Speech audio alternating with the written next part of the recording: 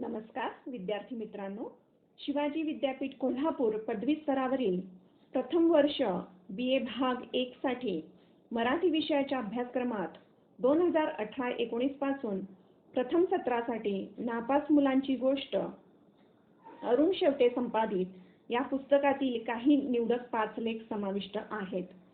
अपयश ही यशाची पहिली पायरी असे म्हणतात. मात्र अपयशी होण्यासारखे दुसरे दुःख नाही. आजच्या स्पर्धेच्या युगात प्रत्येक जण स्वतःला टिकवून ठेवण्यासाठी, सिद्ध करण्यासाठी संघर्ष करीत असतो. या संघर्षात काही यशस्वी होतात तर काही अयशस्वी होतात आणि अपयश आल्याने काही निराश होतात आणि पुन्हा प्रयत्न करणे सोडून देतात. आपला मार्ग भरकटतात तर काही जण जीवन जगणेही सोडून देतात.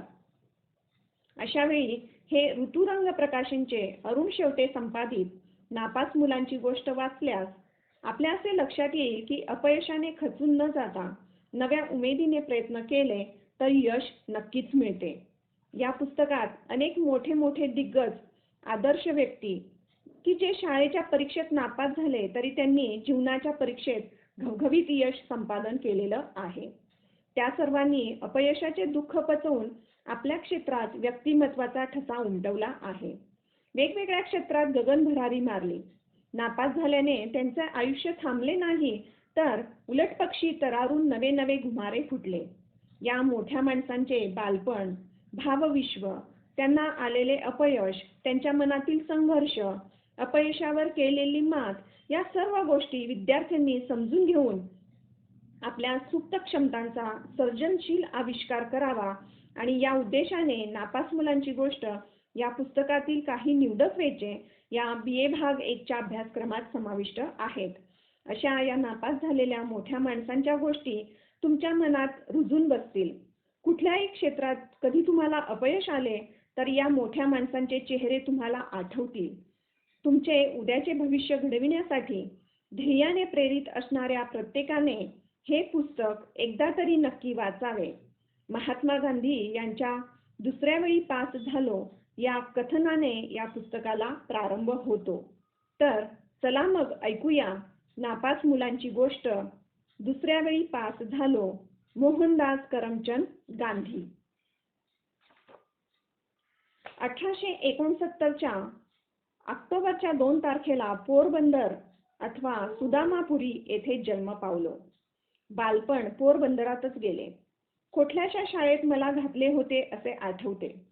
कसे बसे काही पाढे शिकलो. त्यावेळी मुलांबरोबर मी पंतोजींना मात्र शिव्या देण्यास शिकलो होतो. एवढी आठवण आहे. दुसरे काही एक आठवत नाही. त्यावरून मी अनुमान करतो की माझी बुद्धी मंद असावी आणि स्मरणशक्ती आम्ही पोरे कडवे गीत गात असू त्यातल्या कच्च्या पापडासारखी असावी. ते चरण तर मला दिलेच पाहिजे. इकडे एक पापड शेक, पापड कच्ची मारो. पहिल्या रिकाम्या जागी मास्तराचे नाव असायचे. त्याला मी अमर करू इच्छित नाही. दुसऱ्या रिकाम्या जागी दिलेली शिवी भरण्याचे प्रयोजन नाही. पोरबंदरहून वडील राजस्थानी कोर्टाचे सभासद होऊन राजकोटला गेले. तेव्हा माझे वय 7 वर्षाचे असावे. मला राजकोटच्या गावठी शाळेत घातले. या शाळेतील दिवस मला चांगले आठवतात. पोरबंदर प्रमाणेच येथीलही अभ्यासासंबंधी सांगण्यासारखे विशेष काही नाही. माझी गणना सामान्य दर्जाच्या विद्यार्थ्यात तरी होत असेल की नाही याबद्दल शंकाच. गावठी शाळेतून मुख्य शाळेत व तेथून हायस्कूलमध्ये येथपर्यंत पोहोचेतो माझ्या वयाला 12 वर्ष होऊन गेली. तोपर्यंत मी कधीही शिक्षकांशी लबाडी केल्याचे किंवा कोणाशी मैत्री तोडल्याचे स्मरत नाही. मी अतिशय भिडस्त मुलगा होतो. शाळेत माझे काम बरे की मी बरा. घंटा वाजण्याच्या सुमारास पोचायचो आणि शाळा बंद होता क्षणी घरी पळायचे. पळायचे हा शब्द इरादापूर्वक लिहिला आहे कारण कोणाबरोबर बोलत राहणे मला आवडत नसे. कोणी माझी थट्टा केली तर अशी भीतीही वाटे. हायस्कूलमधील पहिल्याच वर्षी परीक्षेच्या प्रसंगी घडलेली एक गोष्ट सांगण्यासारखी आहे. शाळा खात्याचे इन्स्पेक्टर जाईल्स शाळा तपासण्यास आले होते. त्यांनी पहिल्या इयत्तेच्या मुलांना 5 शब्द लिहायला घेतले. त्यात एक शब्द केटल होता. त्याची वर्णरचना मी चुकीची लिहिली. मास्तरांनी मला आपल्या बुटाचे टोक मारून इशारा दिला, परंतु माझ्या ते कोठून लक्षात येणार? मास्तर मला समोरच्या विद्यार्थ्याच्या पाठीकडे पाहून माझे शुद्ध लेखन सुधारण्यास सांगत असतील अशी माझी कल्पना होऊ शकली नाही. माझी समजूत अशी की आम्ही एकमेकांचे चोरून पाहू नये एवढ्यासाठीच मास्तर मला नजर ठेवीत आहेत.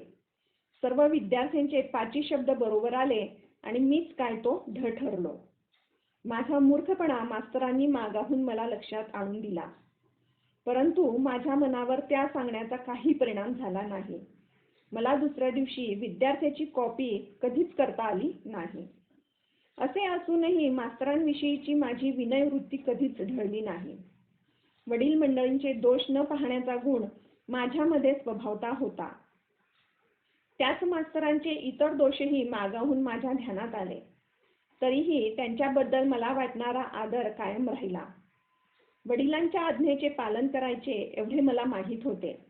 ते सांगतील ते करावे. त्यांच्या कृत्यांच्या गुणदोषांच्या निवाड्यात आपण पडू नये. याच सुमारास दुसरे 2 प्रसंग घडले. ते कधीही माझ्या स्मरणातून गेलेले नाहीत. मला सामान्यपणे शाळेच्या पुस्तकांपलीकडे काहीही वाचण्याचा नाद नसे. धडे केले पाहिजेत, बोललेले सहन व्हावयाचे नाही, मास्तरांना फसवायचे नाही म्हणून धडे वाचित असे. परंतु मनातून कंटाळा, त्यामुळे धडे पुष्कळदा कच्चे राहत. मग इतर वाचन सुचणार कोठून?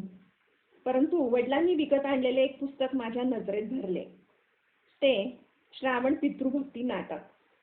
ते वाचण्याची मला इच्छा झाली. ती मी अतिशय आवडीने वाचले. त्याच सुमारास काचेतून चित्रे दाखवणारेही दारोदार हिंडत. त्यांच्यापासून श्रावण आपल्या आईबापांना कावडीत बसून यात्रा करण्यास घेऊन जात आहे असे चित्र मी पाहिले. दोन्ही गोष्टींचा माझ्या मनावर खूप परिणाम झाला. मला पण श्रावणासारखे व्हावयाचे असे मनात येई. श्रावणाच्या मृत्यूसमयीचा त्याच्या मात्यापित्यांना विलाप अजून आठवतो. ती गोष्ट चाल मी बाजावरही बसवली. बाजा शिकायची हौस होती आणि वडिलांनी एक बाजाही घेऊन दिला होता. याच सुमारास कोणी नाटक मंडळी आली होती. तिचे नाटक पाहण्याची परवानगी मिळाली. हरिश्चंद्राचे आख्यान होते. ते नाटक पाहण्याचा मला कंटाळा कसा तो वाटेच ना. ते पुन्हा पुन्हा पाहण्याची इच्छा होई. वारंवार पाहायला कोण जाऊ देणार? परंतु मनातल्या मनात मी ते नाटक शेकडो वेळा रंगविले असेल. हरिश्चंद्राची स्वप्ने पडत. सर्वांनी हरिश्चंद्रासारखे सत्यवादी का होऊ नये हाच विचार घोळे. हरिश्चंद्रावर असल्या तसल्या विपत्ती भोगून सत्याचे पालन करावे हेच खरे सत्य. नाटकात वर्णिलेल्या होत्या तशाच विपत्ती हरिश्चंद्रावर येऊन पडल्या असल्या पाहिजेत असेच मी तरी समजत होतो. हरिश्चंद्राचे दुःख पाहून त्याचे स्मरण करून मी खूप रडलो आहे. आज माझ्या बुद्धीला समजत आहे की हरिश्चंद्र ही कोणी ऐतिहासिक व्यक्ती नसावी, परंतु माझ्या मनसृष्टीत हरिश्चंद्र आणि श्रावण आजही जिवंत आहेत. आज सुद्धा मी ती नाटके वाचली तर आजही मला अश्रू येतील असे वाटते. विवाह झाला तेव्हा मी हायस्कूलमध्ये शिकत होतो. हे मी पूर्वी लिहिलंच आहे. त्यावेळी आम्ही तिन्ही भाऊ एकाच शाळेत शिकत असू. वडील बंधू वरील इयत्तेत होते आणि ज्या बंधूंच्या लग्नाबरोबर माझे लग्न झाले ते 1 वर्ष पुढे होते. विवाहाचा परिणाम असा झाला की आम्हा दोघी भावंडांचे 1 वर्ष फुकट गेले. माझ्या बंधूंच्या बाबतीत तर याहूनही वाईट परिणाम घडला. विवाहानंतर ते शाळेत राहूच शकले नाहीत. असला अनिष्ट परिणाम किती तरुणांवर घडत असेल देव जाणे. विद्याभ्यास आणि विवाह ही दोन्ही एकत्र हिंदू समाजामध्ये आढळतील. माझा अभ्यास चालू राहिला. हायस्कूलमध्ये माझी गणना ढ विद्यार्थ्यात होत नसे. शिक्षकांची मर्जी तर मी नेहमीच संपादित असे. प्रत्येक वर्षी आई बापांना विद्यार्थ्याचा अभ्यास व वर्तन यासंबंधी प्रमाणपत्रे पाठवली जात. त्यामध्ये कधीही माझा अभ्यास व वर्तन खराब असल्याबद्दल टीका नव्हती.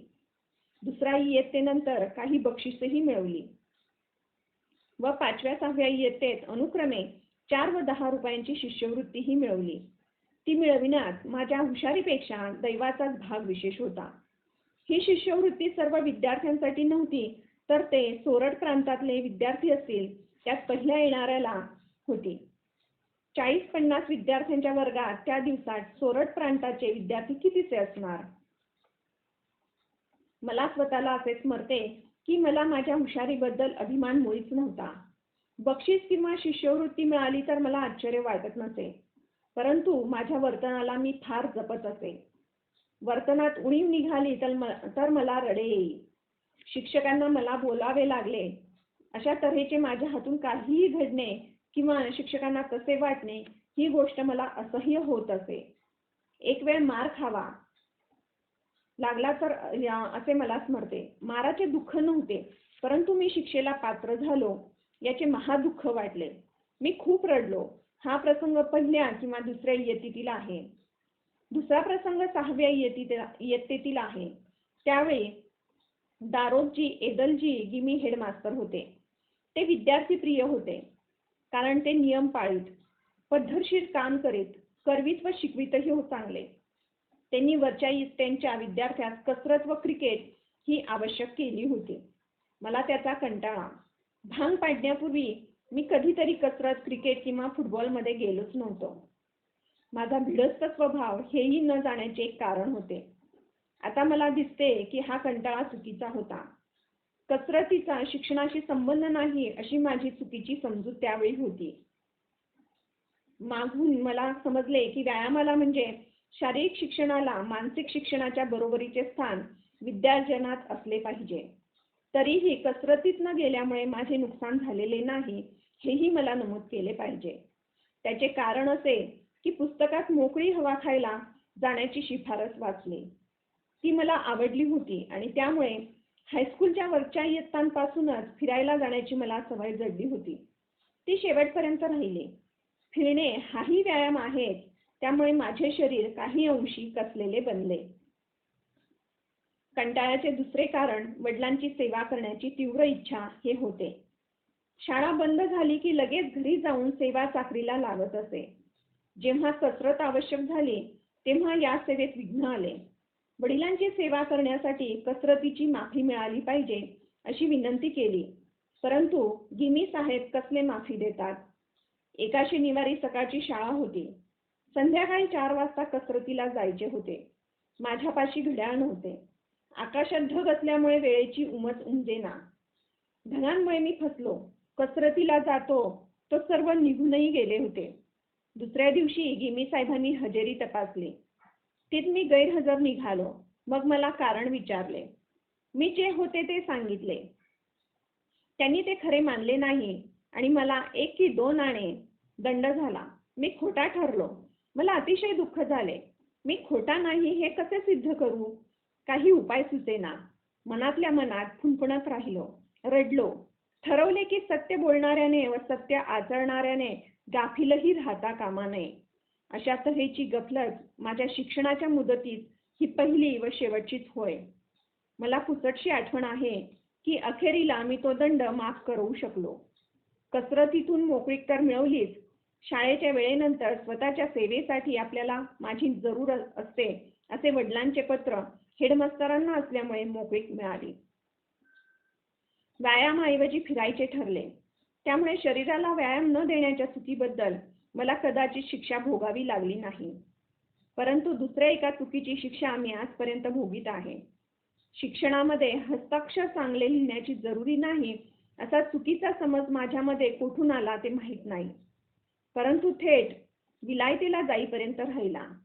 मागाहून आणि मुख्यतः दक्षिण आफ्रिकेमध्ये तेथील वकिलांची व आफ्रिकेत जन्मलेल्या नवयुवकांची मोत्यासारखी हस्ताक्षरे पाहिली तेव्हा मी शरमलो व पस्तावलो. माझ्या ध्यानात आले की खराब अक्षर ही अर्धवट शिक्षणाची निशाणी समजली पाहिजे. मी मागून माझे अक्षर सुधारण्याचा खूप प्रयत्न केला, परंतु पक्क्या मडक्याचे काठ वळणार थोडेच. बालवयामध्ये ज्याची मी हेळसांड केली ते मी आजपर्यंत करू शकलो नाही. प्रत्येक नवयुवक व नवयुवती यांनी माझ्या उदाहरणावरून सावध व्हावे आणि ध्यानात धरावे की चांगले अक्षर हे विद्येचे आवश्यक अंग आहे. चांगले अक्षर शिकण्यासाठी चित्रकला आवश्यक आहे. माझे तर असे मत बसले आहे की मुलांना चित्रकला अगोदर शिकवावी. ज्याप्रमाणे पक्षी, वस्तू वगैरे पाहून बालक त्यांचे स्मरण ठेवून सहजी ओळखू शकते, त्याप्रमाणेच अक्षरे प्रथम ओळखण्यास शिकावे व चित्रकला शिकून चित्रे वगैरे काढण्यास शिकल्यानंतर अक्षरे काढण्यास शिकले तर त्याचे अक्षर छापलेल्या अक्षराप्रमाणे येईल. या काळाच्या विद्याभ्यासासंबंधी आणखी 2 आठवणी नमूद करण्यासारख्या आहेत. विवाहामुळे 1 वर्ष फुकट गेले ते भरून काढण्याच्या दुसऱ्या इयत्तेत मास्तरांनी माझ्याकडून बेत करविला. मेहनती विद्यार्थ्याला तसे करण्याची परवानगी त्यावेळी मिळत असे, म्हणून मी 3ऱ्या इयत्तेत 6 महिने बसलो व उन्हाळ्याच्या सुट्टीपूर्वीच्या परीक्षेनंतर मला 4थीत घातले.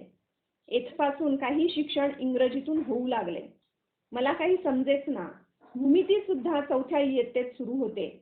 मी तीत मागे पडलो होतोच, शिवाय ती मुळीच जमेना. भूमितीचे शिक्षक समजावून देण्यात हुशार होते, परंतु माझे काही बसतानच बसेना. मी अनेक वेळा निराश होत असे. कित्येक वेळा असेही वाटे की 2 इयत्ता सोडून देऊन परत 3ऱ्या इयत्तेचा मार्ग धरावा.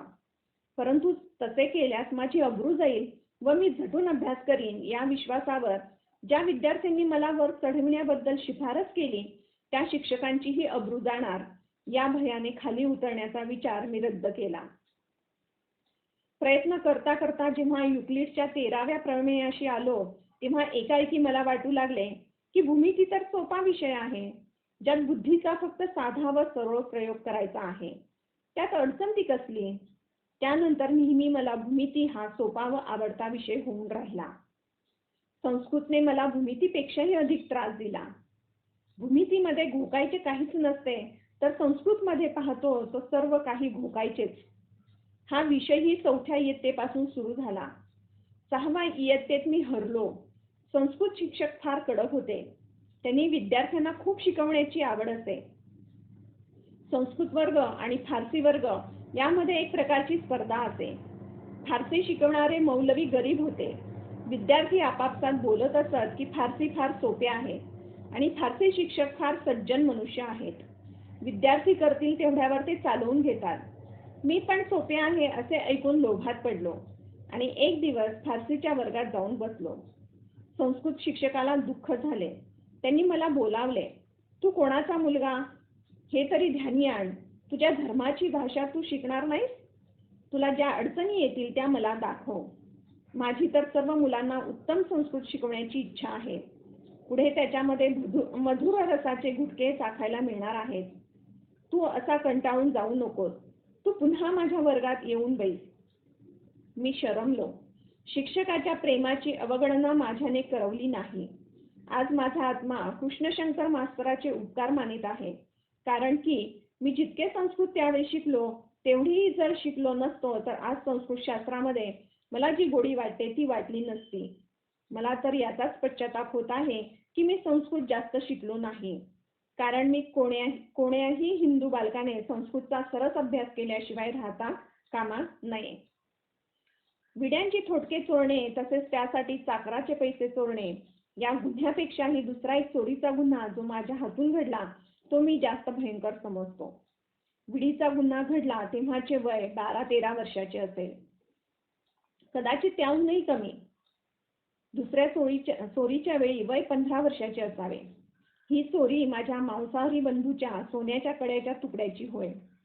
त्यांना थोडेसे म्हणजे 25 रुपयाचे कर्ज झाले होते. ते फेडावे कसे त्याचा आम्ही उभयता बंधू विचार करीत होतो. माझ्या बंधूच्या हातात भरीव कडे होते. त्यातून 1 तोळा सोने कापून काढणे कठीण नव्हते. कडे कापले, कर्ज फिटले, परंतु मला ही गोष्ट असह्य झाली. चोरी म्हणून करायची नाही असा मी निश्चय केला. वडिलांपाशी कबुलीही देऊन टाकली पाहिजे असे वाटू लागले, पण जीभ तर चालेच ना. वडील स्वतः मला मारतील अशी भीती वाटत नव्हती. त्यांनी उभ्या जन्मात आम्हा भावांना कधीतरी मारले असेल असे आठवत नाही, परंतु त्यांना स्वतःला दुःख होईल आणि त्यांनी डोकेही आपटून घेतले तर. हा धोका सहन करूनही गुन्हा कबूल केलाच पाहिजे, त्याखेरीज दोषाचे क्षालन होणार नाही असे मनाने घेतले. अखेरीला मी विचार केला की चिठ्ठी लिहून गुन्हा कबूल करावा आणि माफी मागावी. मी चिठ्ठी लिहिली आणि स्वतः त्यांच्या हाती नेऊन दिली. चिठ्ठीत सर्व गुन्हा कबूल करून शिक्षा करायला सांगितली होती. त्यांनी स्वतःवर काही दुःख ओढवून घेऊ नये अशी विनवणी केली होती व अशा तऱ्हेचा गुन्हा न करण्याची प्रतिज्ञा केली होती. मी कापऱ्या हाताने ती चिठ्ठी वडिलांच्या हातात दिली. मी त्यांच्या उच्चासनाच्या समोर बसून राहिलो. त्यावेळी त्यांना भगंदराची व्यथा होती. त्यामुळे ते अंथरुणाला खिळलेले होते. खाटेऐवजी लाकडी उच्चासन वापरीत. त्यांना चिठ्ठी वाचली. डोळ्यातून मोत्यांचे बिंदू गळले. चिठ्ठी भिजली. त्यांनी क्षणमात्र डोळे मिटून धरले. ती चिठ्ठी फाडून टाकली आणि वाचण्यासाठी बसले होते ते परत आडवे झाले. मी पण रडलो. वडिलांचे दुःख समजू शकलो. मी चित्रकार असतो तर आजही ते चित्र पूर्णपणे रेखाटू शकलो असतो. इतक्या स्पष्ट रीतीने ते माझ्या डोळ्यांसमोर उभे आहे. मातेची आज्ञा व आशीर्वाद घेऊन व तान्ह्या अपत्याला व पत्नीला सोडून मी मोठ्या हौसेने मुंबईत पोचलो खरा, पण तेथे मित्रमंडळींनी बंधूंना सांगितले की जून-जुलै महिन्यात हिंदी महासागरात तुफान असते आणि याची तर पहिलीच समुद्रावरची सफर. तरी याला दिवाळीनंतर म्हणजे नोव्हेंबर महिन्यात पाठवले पाहिजे. त्यामुळे वडील बंधू घाबरले. त्यांनी अशा तऱ्हेने जीव धोक्यात घालून मला लगेच पाठविण्याचे नाकारले आणि मला मुंबईत मित्राकडे ठेवून स्वतः परत आपल्या नोकरीवर हजर होण्यासाठी राजकोटला गेले. एका मेहुण्यापाशी पैसे साठवून आणि कित्येक मित्रांपाशी मला मदत करण्याची शिफारस करून गेले. मुंबईत माझा वेळ जाईना. मला विलायतीची स्वप्ने पडत. मध्यंतरी न्याहाटीमध्ये खळबळाट झाला. न्याहाटीची सभा बोलवण्यात आली. कोणीही मोड वाणिया अद्यापपर्यंत विलायतीला गेला नव्हता आणि मी चाललो. त्या अर्थी मला फैलावर घेतलेच पाहिजे. मला न्याहाटीच्या वाडीमध्ये हजर राहण्याबद्दल फरमान आले. मी गेलो. मला एकाएकी धैर्य कोठून आले देव जाणे. हजर होण्यात मला यत्किंचितही संकोच किंवा भय वाटले नाही. न्याहाटीच्या प्रमुख शेटजींशी दूरचेही नाते होते. वडिलांचा व त्यांचा चांगला स्नेहसंबंध होता. त्यांनी मला सांगितले, न्याहाटीचे मत आहे की तू विलायतीला जाण्याचा विचार केला आहेस. तो बरोबर नाही. आपल्या धर्मात समुद्र ओलांडून जाण्याची मनाई आहे. शिवाय विलायतेत धर्म सांभाळता येणार नाही असे आम्ही ऐकतो. तेथे साहेब लोकांबरोबर खावे प्यावे लागणार. मी जबाब दिला, मला तर वाटते की विलायतीला जाण्यात बिलकुल अधर्म नाही. मला तिकडे जाऊन विद्याभ्यासच करायचा आहे. शिवाय ज्या गोष्टींबद्दल आपल्याला भीती वाटते त्या गोष्टींबद्दल दूर राहण्याची मी माझ्या मातृशीपाशी शपथ घेतली आहे. त्यामुळे मी त्यापासून दूर राहू शकेन. पण आम्ही तुला सांगतो की तिकडे धर्म पालन शक्यच नाही. तुझ्या वडिलांचा व माझा कशा तऱ्हेचा संबंध होता ते तुला माहीतच आहे. माझे सांगणे तू मान्य केले पाहिजे, शेठ बोलले. आपल्याशी असलेले संबंध मला माहीत आहे. आपण मला वडिलांसमान प्रमाण आहात. परंतु या बाबतीत माझा निरुपाय आहे. विलायतेला जाण्याचा माझा निश्चय मी फिरवू शकत नाही. माझ्या वडिलांचे मित्र व सल्लागार जे विद्वान ब्राह्मण आहेत त्यांचे मत आहे की माझ्या विलायतेला जाण्यामध्ये काही वावगे नाही. माझ्या मातुश्रींची व बंधूंची परवानगीही मला मिळाली आहे. मी जबाब दिला. परंतु न्याहाटीचा हुकूम तू मानणार नाहीस?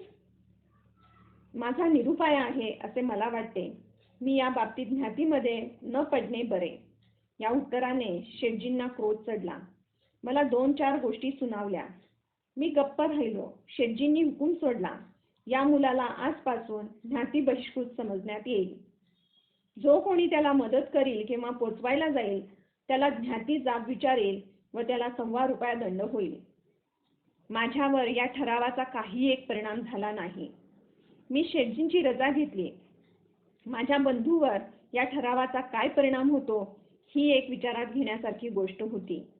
ते भिवून गेले तर सुदैवाने ते भक्कम राहिले आणि त्यांनी मला उलट लिहिले की न्याहाटीचा ठराव झाला तरी आपण स्वतः मला विलायतीला जाण्याच्या बाबतीत अटकाव करणार नाही. ही गोष्ट घडल्यानंतर मी अधिकच बधीर झालो. बंधूंवर दडपण आले तर, दुसरेच काही विघ्न उपस्थित झाले तर, या काळजीत मी दिवस कंठत होतो.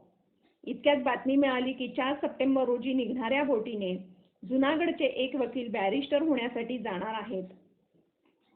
ज्या मित्रापाशी बंधूंनी माझ्यापाशी शिफारस केली होती त्यांना मी भेटलो. त्यांनीही सोबत चुकवू नये असा सल्ला दिला. वेळ फार थोडा होता. बंधूंना तार केली आणि जाण्याची परवानगी मागितली. त्यांनी परवानगी दिली. मी मेहुण्यापाशी पैसे मागितले. त्यांनी न्याहाटीच्या हुकुमाची अडचण सांगितली. बाहेर पडून त्यांचे चालण्यासारखे नव्हते. मी आमच्या कुटुंबाच्या एका मित्राकडे जाऊन भाड्याला वगैरे लागणारे पैसे मला द्या व बंधूपासून मागून घ्या अशी विनंती केली. या मित्रांनी तसे करण्याचे कबूल केले. एवढेच नव्हे तर मला प्रोत्साहनही दिले. मी त्यांचे आभार मानले, पैसे घेतले आणि तिकीट काढले. विलायतेच्या प्रवासाचे सर्व सामान तयार करायचे. एक दुसरे अनुभवी मित्र होते. त्यांनी सामान तयार करविले. मला सगळेच विचित्र वाटले. काही आवडले, काही बिलकुल रुचेना. नेकटाय की जो मागाहून हौसेने वापरू लागलो तो तर मुळीच आवडेना. आखूड जॅकेट म्हणजे तर पोशाख करूनही नागवे राहण्यासारखे वाटले. परंतु विलायतेला जाण्याच्या उत्सुकतेपुढे या नापसंतीची कथा काय. बरोबर फराळाची सामग्रीही यथास्थित घेतली होती. माझी जागा पण मित्रमंडळींनी त्र्यंबकराय मजुमदारांच्या खोलीमध्ये राखून ठेवली होती. त्यांच्यापाशी माझी शिफारस केली. ते तर प्रौढ वयाचे अनुभवी गृहस्थ होते. मी 18 वर्षाचा, दुनियेचा अनुभव नसलेला अल्पवयी तरुण होतो. मजुमदारांनी माझ्याबद्दल काळजी करू नका असे मित्रांना सांगितले. अशा तऱ्हेने सन 1888च्या सप्टेंबरच्या 4 तारखेला मी मुंबई बंदर सोडले. नृत्य इत्यादीच्या माझ्या प्रयोगांवरून तो काळ स्वच्छंदीपणाचा होता असे कोणी समजू नये. त्यात समजुतीचाही काही भाग होता हे वाचकांच्या ध्यानात आले असेल. या मोहाच्या काळीही मी अमुक अंशाने सावधान होतो. पै न पैचा हिशोब ठेवीत असे. खर्चाचेही मोजमाप होते. दर महिन्याला 15 पौंडाहून जास्त खर्च करायचा नाही असा निश्चय केला होता. बसमधून जाण्याचा किंवा टपालाचाही खर्च टिपून ठेवीत असे आणि झोपण्यापूर्वी नेहमी मेळ घेत असे. ही सवय शेवटपर्यंत कायम राहिली आणि मला माहीत आहे की त्यामुळे सार्वजनिक आयुष्यात माझ्या हस्ते लाखो रुपयांच्या उलाढाली झाल्या. त्यात मी योग्य काटकसर करू शकलो आणि जेवढ्या चळवळी माझ्या देखरेखीखाली चालल्या त्यात मी कधीही कर्ज केलेले नाही. उलट प्रत्येकीत काही ना काही जमेच्या बाजूला राहिलेले आहे. प्रत्येक तरुण मनुष्याने स्वतःला मिळणाऱ्या थोड्याशा रुपयांचा हिशेब काळजीपूर्वक ठेवला तर त्याचा फायदा जसा मला पुढे व समाजाला मिळाला तसा तो त्यालाही मिळेल. माझ्या राहणीवर माझी कडक नजर होती. त्यामुळे किती खर्च करणे योग्य हे माझ्या लक्षात आले. आता मी खर्च आधी करून टाकण्याचा विचार केला. शेत तपासताना मला दिसले की माझा गाडी भाड्याचा खर्च पुष्कळच, वाजवीपेक्षा बराच जास्त होत होता.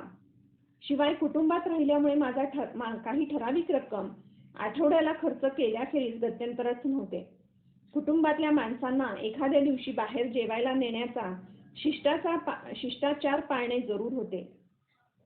शिवाय एखाद्या वेळेस त्यांच्याबरोबर कुठेतरी मेजवानीला जावे लागल्यास तेथे गाडी भाड्याचा खर्च व्हायचाच. बरोबर मुलगी बिलगी असली तर तिचा खर्च तिच्यावर टाकणे योग्य नव्हे. शिवाय बाहेर गेले की घरी जेवायला जाता येत नसे. तेथे पैसे दिलेले असायचेच व पुन्हा बाहेर खाण्याचे पैसे दुसरे दिलेच पाहिजेत. अशा रीतीने होणारा फाजील खर्च वाचविता येईल असे दिसून आले. भिडेखातर खर्च होत होता तोही वाचेल ही गोष्ट माझ्या लक्षात आली. आतापर्यंत इतर कुटुंबात राहत होतो त्याऐवजी स्वतःची खोली घेऊन राहावे असा विचार केला. कामाच्या सोयीप्रमाणे तसेच अनुभव मिळावा म्हणून निरनिराळ्या मोहल्ल्यात बिऱ्हाड बदलावे असाही विचार केला. घरे अशा ठिकाणी पसंत केली की तेथून कामाच्या जागी अर्ध्या तासात चालत जाता यावे आणि गाडी भाडे वाचावे. ह्यापूर्वी नेहमी इच्छित ठिकाणी जाण्यासाठी गाडी भाडे खर्चावे लागे आणि पुन्हा फिरायला जाण्यासाठी निराळा वेळ काढावा लागत असे. आता कामावर जातानाच फिरणे होऊन जाईल अशी व्यवस्था झाली आणि ह्या व्यवस्थेमुळे मी रोज 8-10 मैल सहज फिरत असे. मुख्यतः ह्या एकाच सवयीमुळे इंग्लंडमध्ये मी क्वचितच आजारी पडलो असेन. शरीर चांगले कसले. कुटुंबात राहण्याचे सोडून 2 खोल्या भाड्याने घेतल्या. एक निजण्यासाठी आणि दुसरी बसण्या उठण्यासाठी. येथून माझ्या विलायतेमधील जीवनक्रमातील दुसरा भाग सुरू झाला असे म्हणण्यास हरकत नाही. अजून तिसरा फेरफार ह्यानंतर व्हावयाचा होता. अशा रीतीने अर्धा खर्च वाचला. पण वेळेचे काय. मला माहीत होते की बॅरिस्टरच्या परीक्षेसाठी फारशा अभ्यासाची जरुरी नव्हती. त्यामुळे धीर वाटत होता. इंग्रजीचे माझे अर्धे कच्चे ज्ञान मला नेहमी टोचत होते. लेली साहेबांचे "तू BA हो नंतर ये" हे शब्द मला सलत होते. बॅरिस्टरीच्या अभ्यासाशिवाय दुसरा अभ्यासही केला पाहिजे यासाठी मी ऑक्सफर्ड केम्ब्रिजची माहिती मिळवली. कित्येक मित्रांना भेटलो. त्यावरून दिसले की मी तेथे गेला असता खर्च फार वाढणार आणि तेथील अभ्यासक्रमही लांबलचक. मला 3 वर्षांवर राहणे शक्य नव्हते. एका मित्राने सांगितले, जर तुला एखादी कठीण परीक्षा द्यायची असली तर तू लंडनची मॅट्रिक्युलेशन पास हो. त्यासाठी भरपूर मेहनत करावी लागते आणि सामान्य ज्ञानही वाढेल. खर्च तर मुळीच वाढणार नाही. ही सूचना मला आवडली. परीक्षेचे विषय पाहतो तो मानाने उलटपलटी खाल्ली. लॅटिन आणि दुसरी एक आवश्यक भाषा. लॅटिनचा अभ्यास कसा व्हावा? पण मित्राने सुचवले की वकिलाला लॅटिन भाषेचा फार उपयोग होतो. लॅटिन जाणणाऱ्याला कायद्यांची पुस्तके समजणे सोपे जाते. शिवाय रोमन लॉच्या परीक्षेत एक प्रश्न फक्त लॅटिन भाषेतच असतो आणि लॅटिन शिकल्यास इंग्रजी भाषेवरचे प्रभुत्व वाढेल. या सर्व मुद्द्यांचा माझ्यावर परिणाम झाला. कठीण असो वा नसो पण लॅटिन तर शिकायचेच. घेतलेले फ्रेंचही पुरे करायचे. अर्थात दुसरी भाषा फ्रेंच हेही ठरलेच. एका खाजगी मॅट्रिक्युलेशन वर्गात नाव घातले. परीक्षा दर 6 महिन्यांनी होत असे. मला जेमतेम 5 महिन्यांचा अवधी होता. हे काम माझ्या आवाक्याबाहेरचे होते. परिणाम असा झाला की मी शिष्ट बनणार होतो. तो उद्योगी विद्यार्थी बनलो. वेळापत्रक तयार केले. मिनिटाचा उपयोग करू लागलो. पण मी इतर विषयांचा अभ्यास करून वर लॅटिन किंवा फ्रेंच पुरे करू शकेन इतकी माझी बुद्धी किंवा स्मरणशक्ती तीव्र नव्हती. परीक्षेत बसलो पण लॅटिनमध्ये नापास झालो. वाईट वाटले पण धीर सोडला नाही. लॅटिनमध्ये गोडी वाटू लागली. फ्रेंच जास्त चांगले करण्याचा व विज्ञानशास्त्रात नवीन विषय घेण्याचा विचार केला. रसायनशास्त्रात ज्यात आता मला वाटते की खूप गोडी वाटली पाहिजे. प्रयोगांच्या अभावी मन रमेना. हिंदुस्थानात या विषयाचा अभ्यास करावा लागलाच होता. म्हणून लंडन मॅट्रिकसाठी देखील हाच विषय पसंत केला. ह्यावेळी प्रकाश आणि उष्णता हा विषय मी घेतला. हा विषय सोपा मानला जात असे आणि मलाही तो सोपा वाटला. पुन्हा परीक्षा देण्याच्या तयारीबरोबर मी राहणीत जास्त साधेपणा आणण्याचा प्रयत्न सुरू केला. मला वाटले की अजून माझ्या कुटुंबाच्या गरिबीला साजेसे माझे जीवन साधे नाही. बंधूंच्या औदार्याचा व अडचणींचा विचार मनात येऊन गेला व संकोच वाटू लागला. जे लोक 15 पौंड किंवा 8 पौंड दर महिन्याला खर्च करीत होते त्यांना शिष्यवृत्त्या मिळत होत्या. माझ्यापेक्षा अधिक साधेपणाने राहणारे विद्यार्थीही मला दिसत होते. अशा कितीतरी विद्यार्थ्यांचा माझ्याशी संबंध आलेला होता. एक विद्यार्थी लंडनच्या कंगाल भागात आठवड्याचे 2 शिलिंग देऊन एका खोलीत राहत होता व लोकांच्या स्वस्त कोकोच्या दुकानात 2 पेगीचा कोको आणि रोटो खाऊन निर्वाह करीत होता. त्याच्याशी स्पर्धा करण्याची तर माझी शक्ती नव्हती. पण मी दोहोंच्या ऐवजी एका खोलीत खुशाल राहू शकेन आणि अर्धा स्वयंपाक मी हाताने देखील करून घेऊ शकेन असे मला वाटले. साध्या राणीविषयी पुस्तके देखील माझ्या वाचण्यात आली होती. 2 खोल्या सोडून देऊन आठवड्याला 8 शिलिंग भाड्याची एक खोली घेतली. एक शेगडी विकत घेतली आणि सकाळचा स्वयंपाक हाताने करायला सुरुवात केली. स्वयंपाकात जास्तीत जास्त 20 मिनिटे जात असत. ओटमालची लापशी आणि कोकोसाठी पाणी एवढे उकळण्यास कितीचा वेळ जाणार. दुपारी बाहेर जेवून घ्यावे व संध्याकाळी पुन्हा कोको करून रोटी बरोबर घ्यावा. अशा रीतीने दररोज 1 ते 1.25 शिलिंगमध्ये खाणे कसे भागवावे हे मी शिकलो. हा माझा जास्तीत जास्त अभ्यासाचा काळ होता. जीवनक्रम साधा असल्यामुळे वेळ जास्त वाचला. दुसऱ्या वेळी परीक्षेत बसलो आणि पास झालो. नवजीवन ट्रस्टने प्रकाशित केलेल्या सत्याचे प्रयोग अथवा आत्मकथा ह्या पुस्तकातून अनुवाद सीताराम पुरुषोत्तम पटवर्धन. समाप्त. धन्यवाद.